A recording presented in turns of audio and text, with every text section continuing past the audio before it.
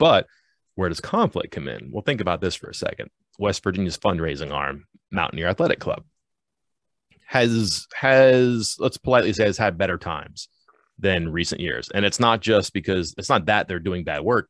Times are hard. Economy is not great. West Virginia's socioeconomic status does not prop up a Division I athletic department, and you have to work hard to get into living rooms and to get money out of those living rooms. It's hard to raise funds right now in West Virginia for the athletic department. No secret there.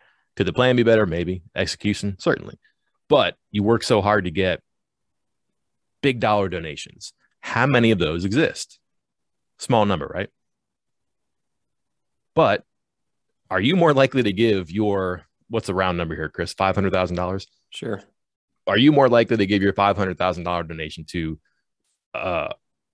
engagement officer or relations officer, whatever they call it in the MAC? Someone who's called you a couple of times. Maybe he's flown out to your development you live in Arizona or Florida. He's played around a golf. He's taking you out to dinner.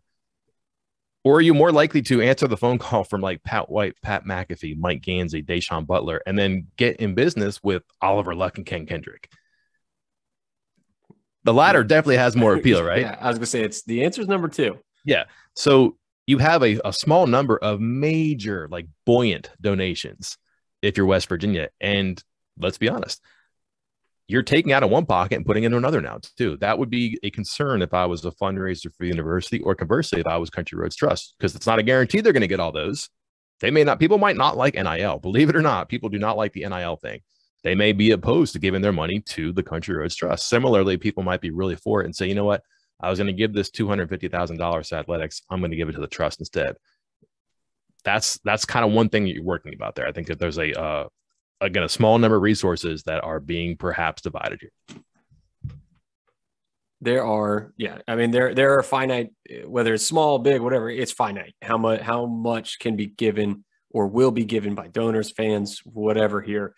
And yeah, I think the worst case scenario, and unfortunately, one, would not be unique to WVU. And two, I don't think it's a wildly unrealistic scenario. This worst case scenario is that you kind of get hedged in the middle here with your money. You're trying to raise money. The MAC is trying to raise money for improving facilities, paying coaches, all that stuff.